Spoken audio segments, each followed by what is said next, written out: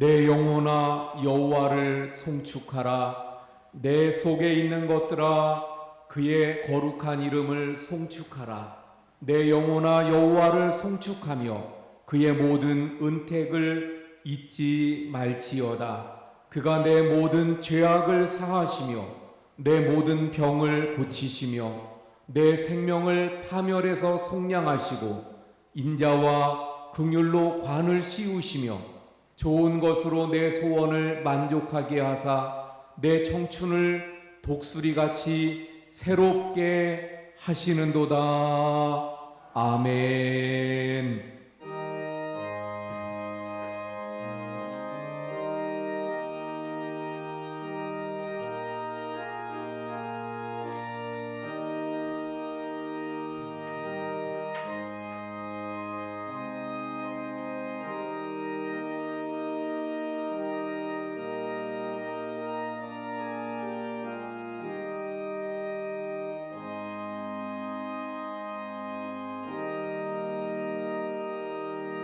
할렐루야.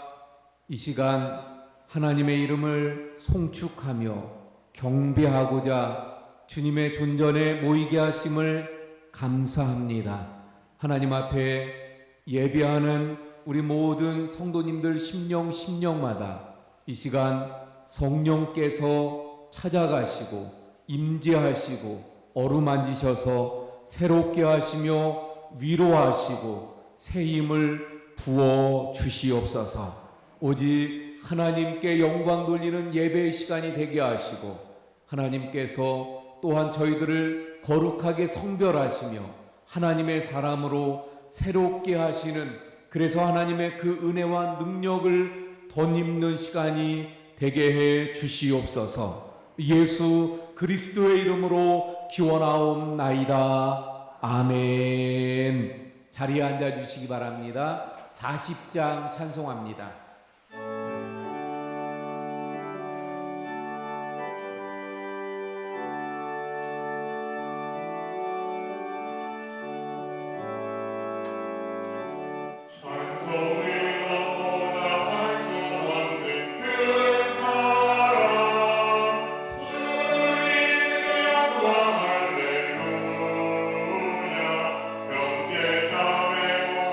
함께 모여 찬송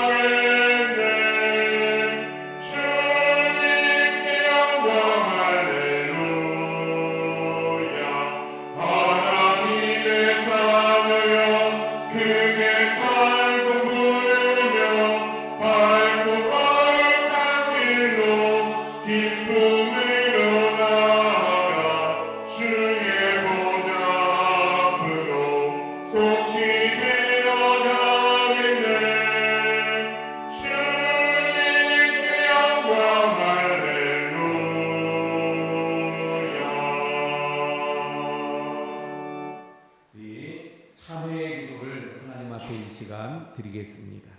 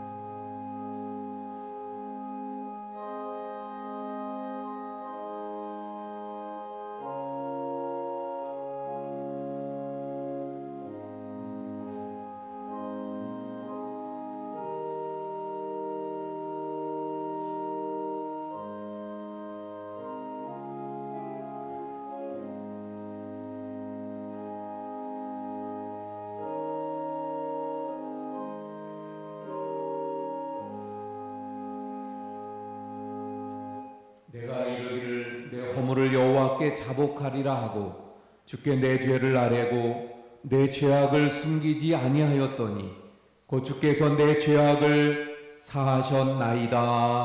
아멘. 나는 전능하신 아버지 하나님 천지의 창조주를 믿습니다. 나는 그의 유일하신 아들 우리 주 예수 그리스도를 믿습니다. 그는 성령으로 잉태되어 동정녀 마리아에게서 나시고 본디오 빌라도에게 고난을 받아 십자가에 못 박혀 죽으시고 장사된 지 사흘 만에 죽은 자 가운데서 다시 살아나셨으며 하늘에 오르시어 전능하신 아버지 하나님 우편에 앉아 계시다가 거기로부터 살아있는 자와 죽은 자를 심판하러 오십니다. 나는 성령을 믿으며 거룩한 공교회와 성도의 교제와 죄를 용서받는 것과 몸의 부활과 영생을 믿습니다. 아멘. 찬송가 390장 찬송합니다.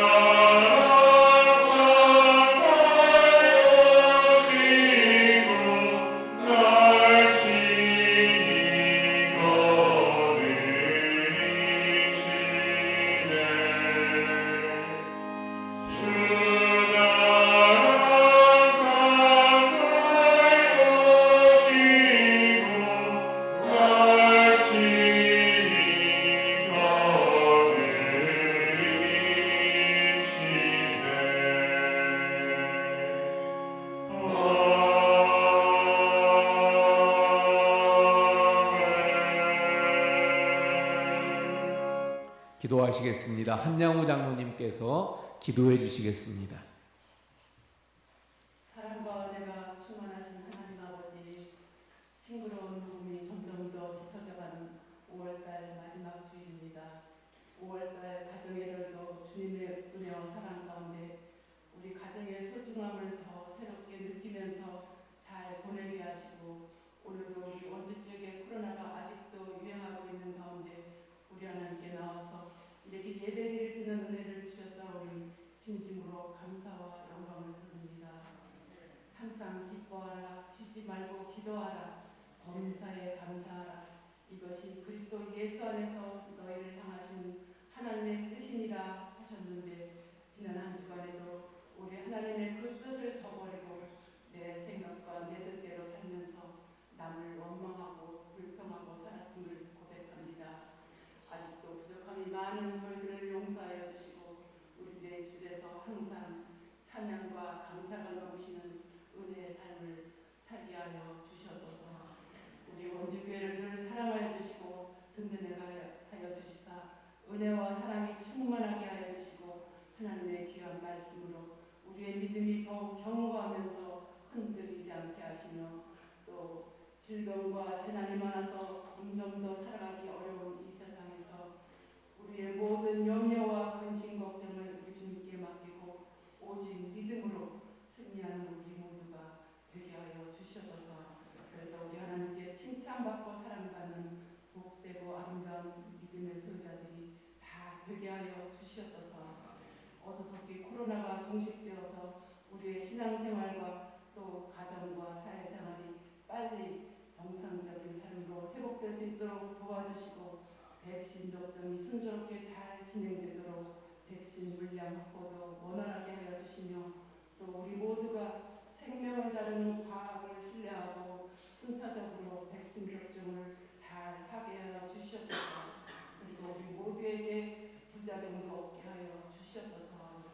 하나님 아버지, 오늘도 몸이 아프신 우리 성도님들이 많이 계십니다. 불쌍히 여겨주시고 어루만져 주시사 깨끗하게 고쳐주시며 위로하여 주시옵소서. 오늘도 우리 목사님께서 귀하신 말씀을 선포하실 때 우리 목사님을 영육간에 강건하게 하여 주시며, 우리 모두에게는 큰 은혜가 임하여서 우리가 살아도 주를 위하여 살고 죽어도 주를 위하여 죽나니 그러므로 사나 죽으나 다 주의 것이로다 하는 믿음의 고백을 날마다 하면서 하루하루를 즐겁고 행복하게 살아가는 우리 모두가 되게 하여 주시옵소서. 오늘도 드려지는 이 예배를 위하여 수고하는 모든 손길들과 또 함께 예배드리는 우리 모두에게 한없는 은혜와 사랑으로 복을 내려주실 것을 굳게 믿사오며 우리 예수님의 이름으로 기도드립니다.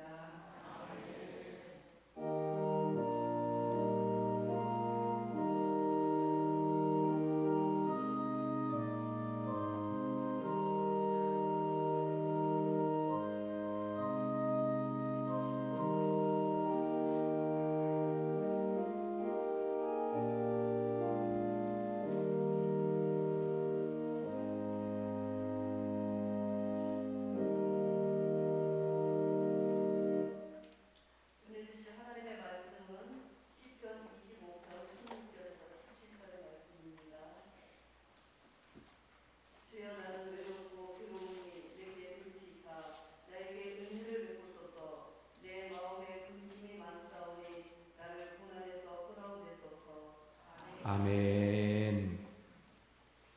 우리가 이 세상을 살아가면서 문제 없는 사람이 없고 또 외로움과 괴로움을 경험하지 않는 사람이 없는 것을 보게 되어집니다.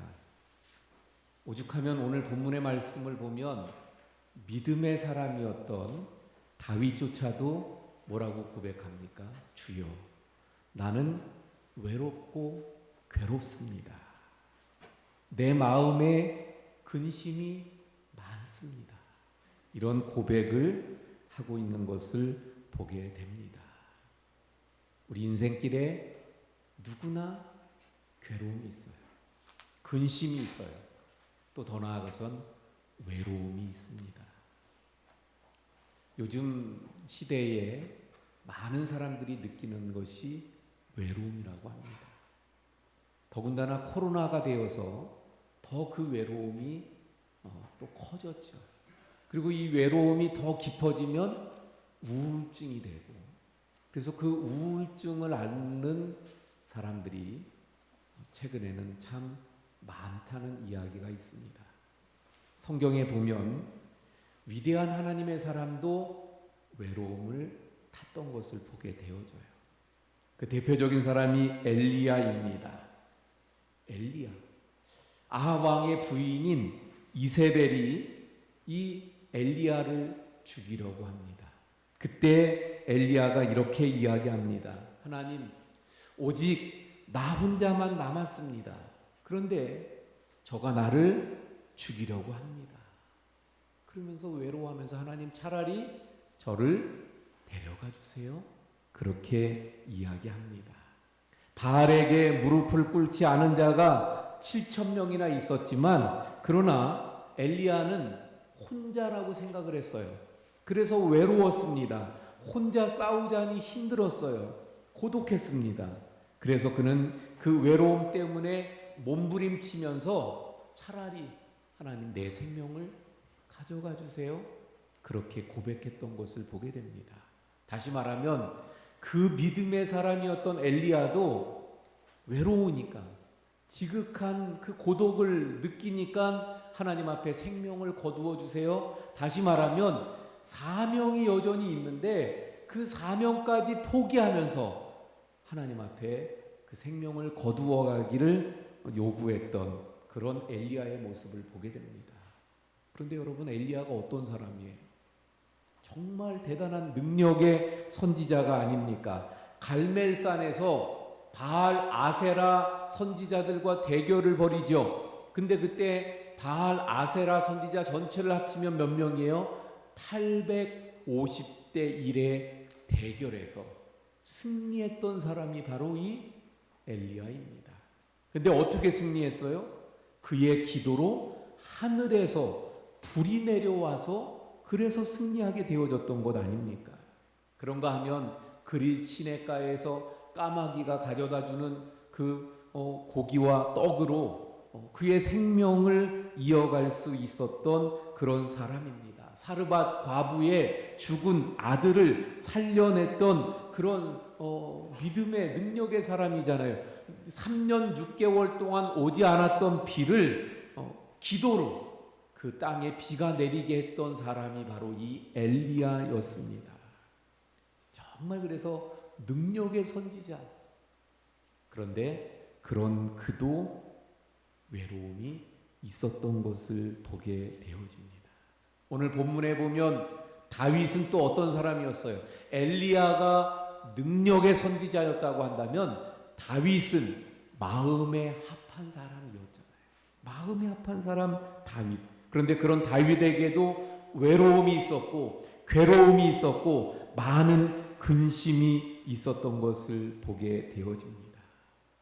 골리앗을 물리쳤던 다윗, 그 소리를 고래고래 지르면서 이스라엘 그 장군들에게 나와 대결하자고 떠들어댔던 그 골리앗, 아무도 무서워서 그 앞에 나서지 못할 때에 아직 어린 청년이었던 다윗이 그의 앞에 나아가 그 골리앗을 무너뜨리지 않았습니까? 그랬던 그 다윗 아닙니까? 이스라엘의 영웅입니다. 그런데 그런 다윗도 외로움에 빠질 때가 있었더라는 것입니다. 원수에 둘러싸여서 심각한 위기 상황에 빠지게 되니까 그도 오늘 본문 이런 고백을 하게 되어졌던 거예요.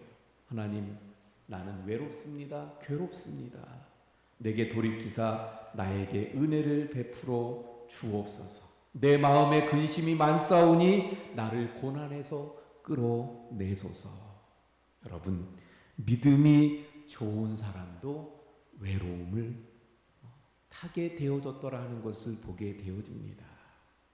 자, 그런데 여러분, 이 외로움, 고독은 하나님으로 말미암아 온 것이 아니라는 것입니다.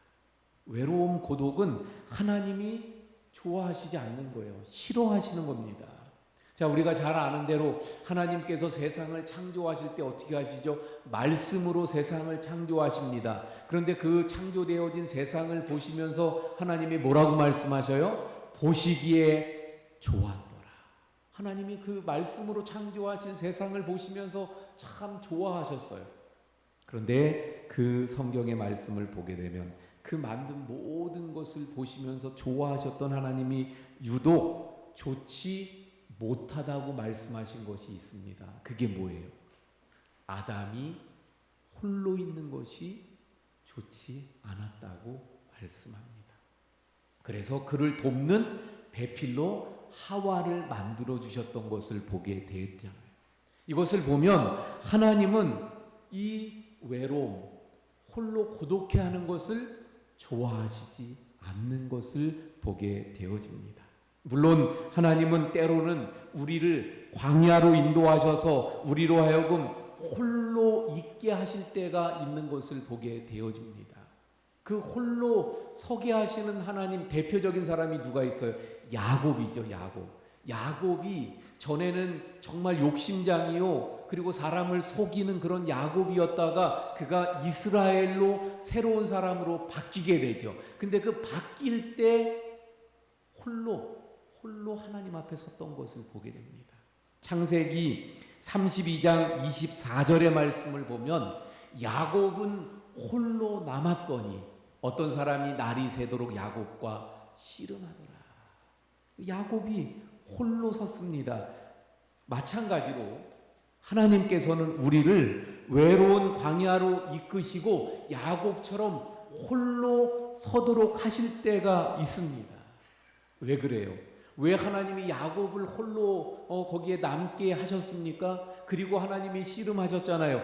그 야곱, 전에는 정말 욕심장이요 사람을 속이던 야곱이 그의 자신을 알고 발견하고 그리고 새로운 사람 이스라엘로 바뀌도록 그렇게 하시기 위해서였던 것처럼 우리를 때로 하나님이 홀로 있게 하실 때 그때는 왜 그렇습니까? 바로 나의 진정한 모습을, 나의 연약한 모습을, 나의 죄된 모습을 발견하고 그래서 하나님 앞에 다듬어지고 그리고 우리가 변화되게 하기 위해서 때로 하나님이 우리를 홀로 두실 때가 있는 것을 보게 되어집니다.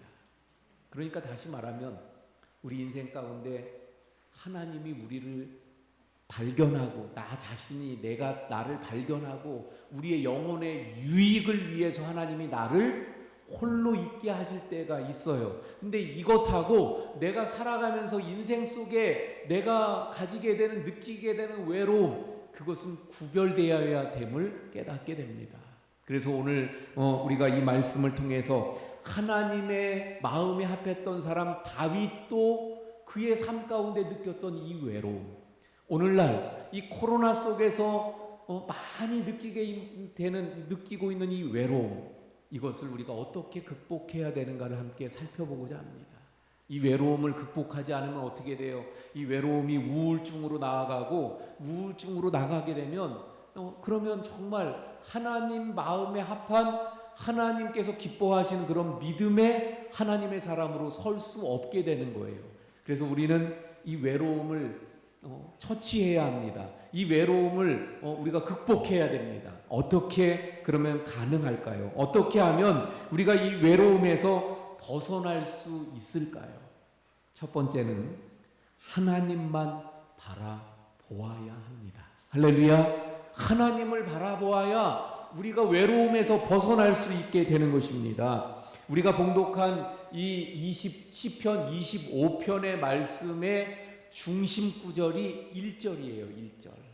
자, 25편 1절에 뭐라고 말씀하고 있죠? 여호와여 나의 영혼이 주를 우러러 보나이다. 나의 영혼이 주님을 우러러 보나이다. 다윗은 원수들로 인해서 곤경에 처해 있을 때 어떻게 하면 저 원수들을 무너뜨릴 수 있습니까? 그것을 하나님 앞에 묻지 않았습니다. 다윗은 외롭고 괴로울 때 오히려 어떻게 했어요? 주님을 우러러 본다고 그렇게 고백하고 있는 것을 보게 됩니다. 여러분, 그러므로 우리도 다윗처럼 내가 외로울 때, 근심에 쌓일 때, 내가 괴로울 때 뭐 해야 된다고요? 하나님을 우러러 보시는 우리 성도님들이 될 수 있기를 바랍니다. 왜냐하면요, 내가 외롭고 괴로울 때 무엇을 바라보느냐가 중요합니다. 내가 외로워요, 내가 괴로워요. 그때 무엇을 바라보느냐, 어떤 관점을 가지냐가 중요합니다. 외롭고 힘들 때 나는 이런 고통을, 이런 아픔을 겪으면서 그러면서 그 고통과 아픔 속에서 분노할 수 있고요. 그리고 그 고통, 아픔, 문제를 자꾸만 바라보다 보면 그러면 그 마음 속에 증오와 미운 그런 감정들이 일어날 수 있습니다. 그래서 우리는 어떻게 해야 합니까? 외로울 때, 괴로울 때 오히려 문제를 바라보면 그 문제 속에 더 빠지게 되어지는 거예요. 그래서 우리 그 문제가 더 커 보이게 되어지고요. 그 문제에 더 들어가게 되어집니다. 내가 외로울 때 나를 자꾸 바라보면 어떻게 돼요? 나의 처량한 모습, 나의 그 처량한 신세가 더 처량해 보여서 더 외로움 가운데 빠지게 되는 거예요. 내가 문제가 있어서 괴로울 때 그 문제를 자꾸 바라보다 보면 그 문제가 자꾸 더 커지게 되어지게 되는 것입니다. 그러므로 우리가 나 자신을 바라보지 않고, 문제를 바라보지 않고, 사람을 바라보지 않고 누구를요?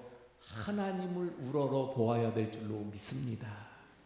근데 하나님을 우러러 본다는 것은 그러면 무엇을 말하죠? 무슨 의미입니까? 하나님, 내 방법, 내 생각으로 하지 않고 하나님의 방법으로 이 문제를 풀겠습니다. 하나님 말씀하여 주옵소서. 하나님 도와주옵소서. 하나님이 말씀하시는 그 뜻대로 제가 순종하겠습니다. 하나님의 방법대로 제가 따르겠습니다. 할렐루야. 이런 의미를 담고 있는 거예요. 그래서 하나님만 의지합니다. 하나님께서 하라시는 대로 그렇게 제가 하겠습니다. 그런 의미로 하나님을 우러러보고 바라볼 때 바로 우리가 우리의 외로움에서 또는 삶의 근심과 괴로움에서 우리가 벗어날 수 있게 되는 줄로 믿습니다. 그래서 우리가 외로움에 빠져 있을 때 벗어나는 첫 번째 방법은 하나님을 바라보고 의지하는 거예요. 두 번째는 빛 대신 주님을 인격적으로 만나는 것입니다. 여러분, 이 외로움에 빠지고 더 나아가 우울증에 빠지게 되어지면요, 이런 분들은 그 사고나 생각들이 좀 어두운 것을 보게 되죠. 좀 어둡습니다. 그래서 그 감정적으로도 좌절 또는 분노, 아까 말씀드린 그런 미움이나 증오, 뭐 이런 것들이 자꾸 여기에 채워지게 되는 거예요. 어두워요. 근데 여러분, 이 어두움을 어떻게 물리칠 수가 있죠? 그 감정적인 어두움에 빠져 있을 때 소리를 지르면 어두움이 물러가나요? 화를 내면 어두움이 물러가나요? 우리가 어두움 가운데 있을 때 소리 지르면, 화를 내면 그러면 어둠이 물러가지 않잖아요. 물건을 내던진다고 어두움이 물러가지 않습니다. 그러면 어두움을 물러가게 하는 유일한 방법은 뭐예요? 빛을 비추는 것입니다. 그렇죠? 빛을 비추는 거예요. 그러므로 우리의 삶에 그 어두움인 외로움이 찾아왔을 때 바로 빛 대신 주님을 우리가 인격적으로 만나야, 빛 대신 주님을 우리가 찾아야, 빛 대신 주님이 우리 가운데 찾아오셔서 우리의 인생에, 내 영혼에 빛을 비추어 주실 때 내 영혼의 어두움이 물러가게 되는 줄로 믿습니다. 성경 가운데 외로움을 느꼈던 사람들이 많이 있죠. 대표적인 하나님의 사람에서도 아까 엘리야를 찾아보았었는데, 신약에 넘어와서도 보면 수가성 그 여인, 예수님을 우물가에서 만났던 그 여인도 참 외로움을 느꼈죠. 또 한 사람, 대표적인 사람을 보면 누가 있어요? 삭개오가 있습니다. 삭개오는 어떤 사람입니까? 그는 여리고의 세무장이었습니다. 그래서 어느 정도의 지위도 있었고 돈도 많은 부자였지만, 그러나 그는 어땠어요? 외로웠습니다. 우리로 치면 일제시대 때 일본에 세금을 거두어 가서 일본에다가 주는 그 역할을 하는 세리장인 거예요. 만약에 우리 입장으로 봐서도 일제시대 때 그런 사람이 있으면 좋아하겠습니까? 그러니까 이 삭개오는 외로웠던 거예요. 그런데 이렇게 외롭고 고독하게 인생을 살던 그가 어느 날 우리 동네로, 이 여리고로 예수님이 지나가신다는 소문을 듣게 되어집니다. 그래서 그도 예수님을 좀 보고 싶었어요. 한번 예수님을 좀 뵙고 싶다, 이런 마음에 그도 밖으로 나갔습니다. 그런데 어떻게 됐어요? 이미 많은 사람들이 예수님을 보겠다고 벌써 거리에 잔뜩 서 있습니다. 그런데 이 삭개오라는 사람은 키가 작았다 그래요. 아주 작았어요. 그래서 그 인파가 많으니까 예수님을 도저히 볼 수가 없는 거예요. 그래서 그가 생각해냈습니다. 어떻게 하면 예수님을 내가 뵐 수 있을까? 그러다가 그 옆에 있는 뽕나무를 발견하고, 그가 지위도 있고 나이도 있는 어른이지만 그러나 모든 체면을 다 버리고 그 뽕나무 위로 예수님을 보겠다는 그런 의지로 뽕나무 위로 올라가지. 그리고 그곳에서 지나가시는 예수님을 보려고 거기에 있습니다. 그런데 지나가시던 예수님이 뽕나무 앞에 멈춰 서시는 거예요. 그리고 뭐라고 말씀합니까? 삭개오야, 속히 내려오라. 내가 오늘 내 집에 유하여야 하겠다. 이렇게 말씀을 하십니다. 예수님이 삭개오를 발견하신 거예요. 그리고 예수님이 삭개오의 집에 머무시겠다는 것입니다. 결국 예수님을 그 집에 모실 뿐만 아니라 이 삭개오는 그날 예수님을 구주로, 그리고 자신의 인생의 주인으로 모셔드리게 되어집니다.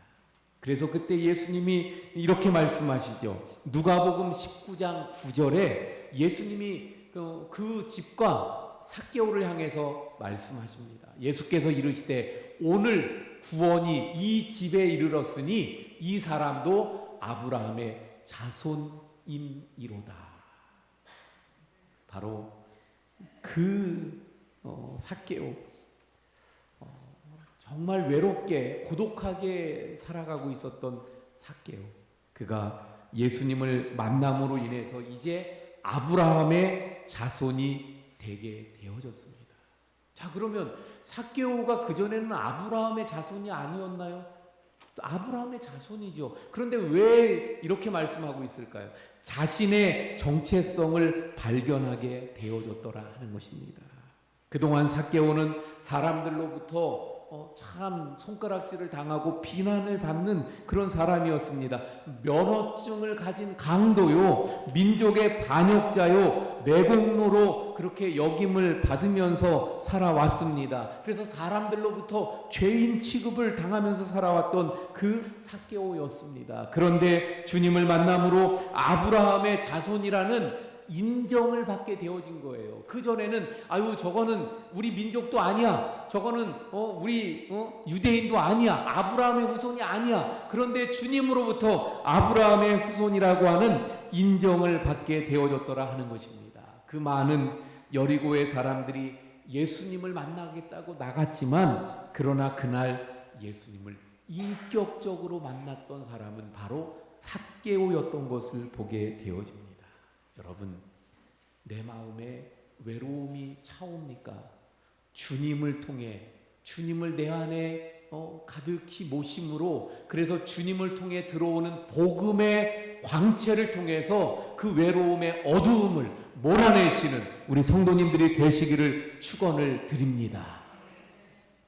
그래서 이 외로움, 예수님을 인격적으로 만날 때 나의 정체성을, 아이덴티티를 분명하게 알게 되고, 그리고 어두움, 그 외로움의 그림자가 흑암이 떠나가게 되는 것이죠. 자, 세 번째로 어떻게 하면 우리가 외로움을 이길 수 있는가요? 공동체적인 삶을 살아야 합니다. 요즘은 핵 가족화가 되어져서 이것이 더 진행이 돼서 이제는 어떻습니까? 한 가족끼리 한 가족끼리 한 집에서 사는 게 아니라 이제는 한 사람씩 한 집에서 사는 이런 시대가 되어졌잖아요. 제가 점심 먹으러 가면 집에 TV를 켜놓았는데 우리 집사람이 전원일기를 자주 봐요. 그 전원일기를 보면서 그걸 보면 옛날 생각이 많이 나더라고요. 너무 오랫동안 했던 드라마잖아요. 20년 넘게 했던 드라마죠. 그러니까 처음에 거는 한 80년대 초반, 그리고 나중 거는 2000년대 초반 이렇게 되는 건데, 그러니까 보면 그 배경이라든가 이런 걸 보면 완전히 달라요. 근데 거기에 보면 그 주인공인 김 회장님 댁의 가족들이 어떻게 살죠? 4대가 사는 거잖아요. 4대가. 할머니부터 시작해서 손주가 또 아들을 낳아서 4대가 사는 집안이죠. 옛날엔 그렇게 살았는데 지금은 말씀드린 대로 어때요? 우리 가족만 사는 것도 아니라 그 가족도 조금만 나이가 들면 다 독립해서 나간다고. 그래서 원룸이 지금은 너무나 많지요. 원룸 혼자 홀로 살아가는 사람들이 참 많은 이런 시대 속에 있습니다. 그러다 보니까 공동체 의식이 결여되고 공동체가 붕괴되어지는 이기적인, 나만 아는 개인적인 그런 사고, 그런 이제 시대가 되어지게 되어졌죠. 그러다 보니까 이 신앙생활에서도 그런 것 같아요. 많은 분들이 교회 공동체 안에 깊숙이 들어오려고 하지 않습니다. 일주일에 그냥 한번 교회 출석하면 되는 거지. 그것도 그러니까 묻히기 좋은 데는 작은 교회보다 어떤데요? 큰 교회. 그러니까 큰 대형 교회에 주일날 가서 그냥 예배만 드리고 그렇게 오고, 그러다 일 생기면 또 안 나가고, 그러다가 또 뭐 한 달에 한 번 가고, 그러다 아예 이제는 코로나가 되니까 집에서 온라인으로, 물론 코로나라는 문제 때문에 어쩔 수 없는 상황이라서 우리가 집에서 온라인으로 예배드리는 것은 지금 어쩔 수 없죠. 그런데 제가 염려되는 것 중에 하나는 뭐냐면, 이 코로나가 끝나고 나서도 계속해서 집에서 인터넷으로 신앙생활 하려는 분들이 많이 생겨날까, 그것이 좀 염려가 되는 거예요. 왜냐하면 신앙생활은 혼자 하는 게 아니기 때문에. 그리고 혼자 신앙생활 한다고 하다 보면 지금 말씀드리는 것처럼 이런 외로움에 빠질 수 있게 되어지는 거예요. 그러므로 이 외로움을 우리가 극복하기 위한 하나의 방법은 공동체적인 삶을 살아가는 것입니다. 우리의 신앙생활도 공동체적인 삶을 사는 거예요. 교회라고 할 때 교회가 무엇입니까? 얼마 전에 어떤 신학생이 교회에 대한 이야기를 하더라고요. 그러면서 성전이, 이 건물이 교회가 아니잖아요. 그렇게 이야기하더라고요. 자, 물론 맞습니다. 그런데 한편에서는 또 그 답이 틀릴 수도 있어요. 그래서 교회는 우리가 말하는 건물도 교회예요, 아니에요? 맞습니다. 교회죠. 건물도 교회고, 또 예수님을 나의 구주로 모신 사람들의 모임이 또 교회이고, 그래서 예수님을 머리로 하고 모든 우리 성도님들이 지체가 되어서, 그래서 바로 예수 그리스도의 몸인 교회를 이루게 되는 것 아닙니까? 그러므로 우리는 지체의식을 가지고 공동체 의식을 가지고 함께 공동체 안에서 신앙생활에 나가야 하는 것입니다. 물론 함께 이 공동체 안에서 교회 안에서 함께 뭘 하다 보면 어떤 일들이 벌어지는가요? 때로는 마음이 안 맞는 사람들이 있기도 하죠. 때로는 상처를 받기도 합니다. 그러다 보니까 그런 상처받는 거 또는 누구랑 부딪히는 거 또 누구 뭐 마음에 안 드는 사람 눈에 좀 역겨운 사람 좀 표현하자면 이런 사람들 있다고 해서 내가 공동체에 함께하지 않고 거기서 빠져나와서 혼자 은둔형 외톨이 신앙자로 살아간다면 그 신앙은 건강하게 건전하게 자라갈 수가 없게 되는 것입니다. 그러므로 우리는 도피하거나 또는 몰두하고 홀로 떨어지는 것이 아니라 바로 지체들과 부딪히면서 그 안에서 오히려 다듬어지고 또 동고동락하면서 오히려 나를 다듬어서 또 내가 그래서 오히려 더 성장해 가고 우리 공동체를 교회를 아름다운 교회로 아름다운 공동체로 건강한 교회로 세워가는데 또 일익을 담당하는 그런 성도가 되어야 할 줄로 믿습니다. 여러분 그래서 외로움 홀로 떨어지면 외롭게 되는 거예요. 그래서 그것이 아니라 공동체 안에 함께 할 때 우리가 그 외로움을 이겨낼 수 있게 되는 줄로 믿습니다. 자 마지막으로 우리가 어떻게 외로움을 이겨낼 수 있을까요? 극복할 수 있을까요? 또 하나는 이 공동체 안에 함께 하는데 그 안에서 특별히 신앙의 동역자를 만들어야 합니다. 신앙의 동역자가 필요해요. 은둔형 혼자 외톨이 어떤 신앙생활을 하지 않으려면 신앙의 동역자들이 있어야 합니다. 누가복음 5장에 보면 한 중풍병자의 이야기가 나오잖아요. 이 중풍병자는 스스로 움직일 수 없는 그런 환자였습니다. 중풍병에 있으니까요. 그런데 친구들과 아주 의가 좋았던 것 같아요. 친구들이 어느 날 보니까 예수님이 능력이 있어서 그분이 다 병을 고치신다고 하는데 근데 이 친구도 예수님 앞에 가면 병을 고칠 수 있을 것 같다는 그런 믿음들이 있었어요. 그래서 이 친구를 침상채 예수님께로 데려가잖아요. 그런데 역시 거기도 예수님을 보려고 온 많은 사람들 때문에 예수님 앞에 이 친구를 데려가지 못합니다. 그래서 어떻게 해요? 이 친구들이 침상채 지붕을 뜯어내고 지붕에서 침상을 내려서 예수님 앞에 딱 놓잖아요. 그때 그 모습을 보신 예수님이 뭐라고 말씀합니까? 누가복음 5장 20절. 누가복음 5장 20절에 뭐라고 말씀하세요? 예수께서 그들의 믿음을 보시고 이르시되 이 사람아 내 죄사함을 받았느니라 하시니. 자 여러분 이 중풍병자가 고침을 받은 게 물론 자기의 믿음도 있었겠죠. 근데 더 큰 건 뭐였어요?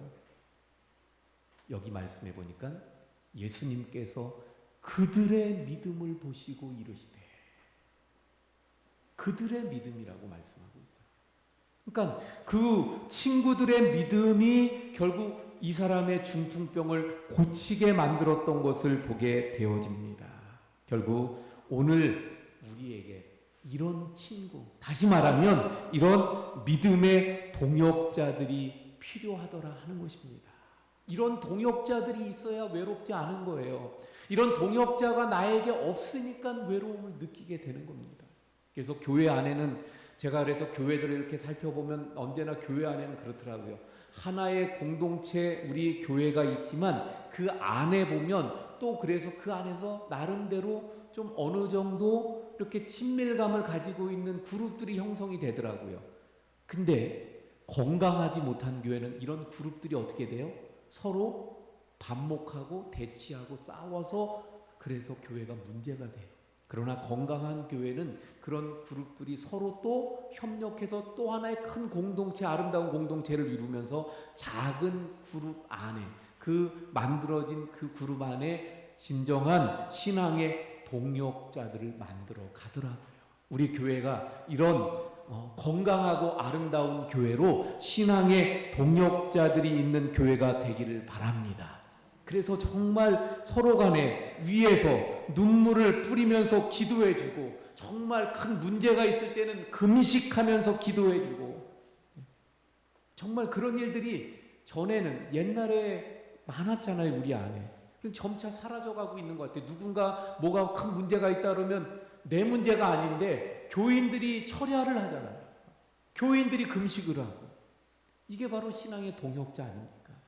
바로 이런 동역자들이 우리에게 필요합니다. 그럴 때 그들과 함께 하기에 어떤 어려움도, 어떤 역경도 함께 감당하며 이겨낼 수 있게 되는 줄로 믿습니다. 여러분, 나 홀로의 신앙은 위험한 거예요.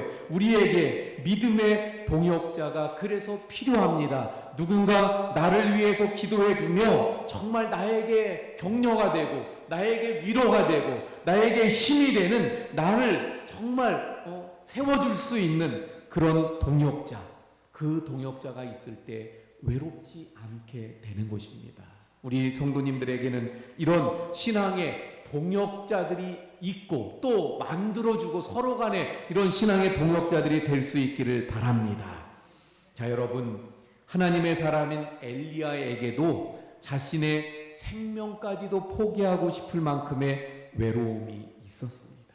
하나님의 마음에 합한 사람 다윗에게도 괴로움이 있었던 것을 보게 되어집니다. 그러므로 외로움이 없는 사람, 괴로움이 없는 사람 어디 있겠습니까?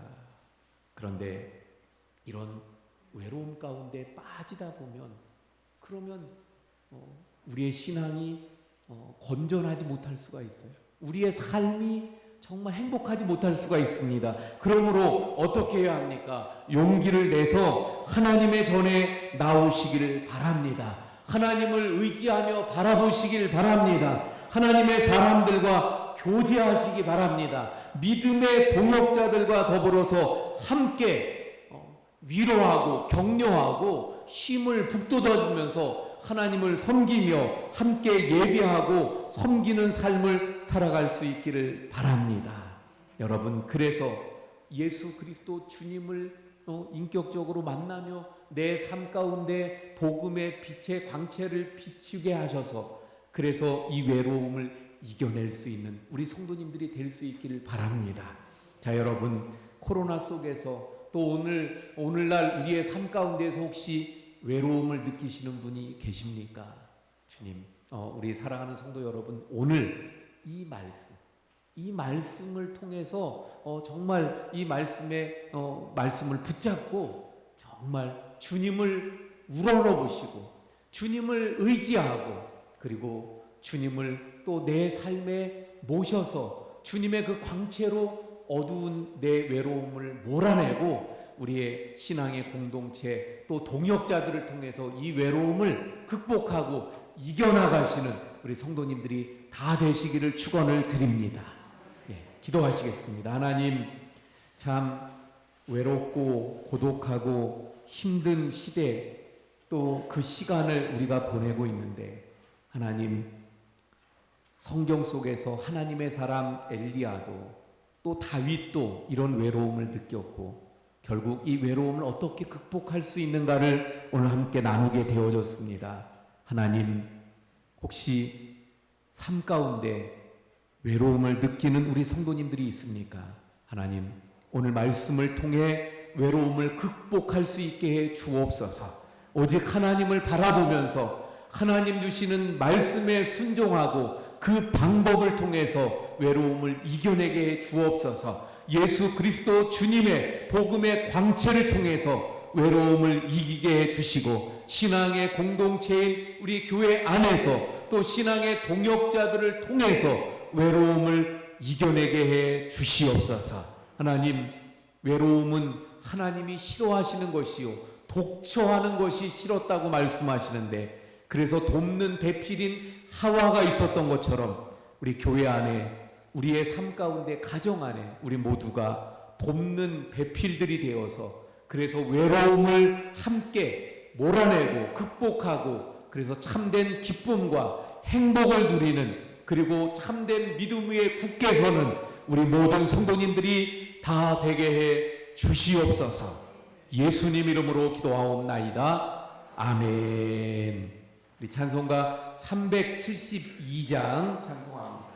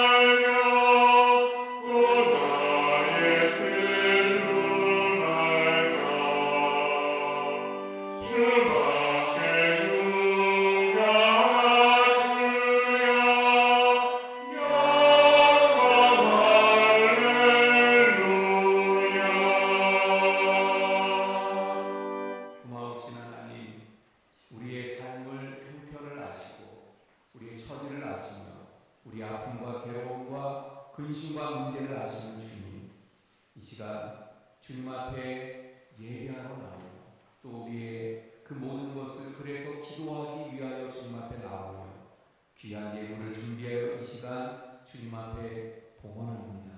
하나님, 우리의 모든 형편과 처지를, 기도를 아시는 주님, 이 예물과 더불어 그 모든 것을 받으시고 하나님 귀 기울여 우리의 기도에 신음에 응답하여 주옵소서. 하나님, 이 예물을 흠양하시고 이 예물이 쓰여지는 곳에 하나님의 사랑과 긍휼과 자비가 전해지게 하시고, 무엇보다도 하나님 나라가 아름답게 세워지고 확장되게 하시며, 또한 하나님의 구원의 역사들이 많이 열매맺게 해 주시옵소서. 하나님, 이 예물을 드린 모든 그 손길들 위에 넘치는 하늘의 신령한 복과 이 땅의 기름진 복으로 채워 주옵소서. 우리 모든 성도님들 한 분 한 분을 붙들어 주시고 지켜주시며 영육간에 강건하게 하시고 가정의 평강을 허락하시며 사업과 직장의 형통함을 더해 주시옵소서. 하나님, 무엇보다 몸이 아픈 우리 성도님들이 있습니다. 하나님께서 붙들어 주셔서 치료해 주시고 하나님께서 고쳐주시고 하나님의 손으로 또한 회복되게 해 주시옵소서. 주님, 모든 것 감사하며 축복하며 예수님 이름으로 기도하옵나이다. 아멘. 예, 자리에 앉아 주시기 바랍니다. 우리 함께 인사합니다. 사랑합니다. 축복합니다.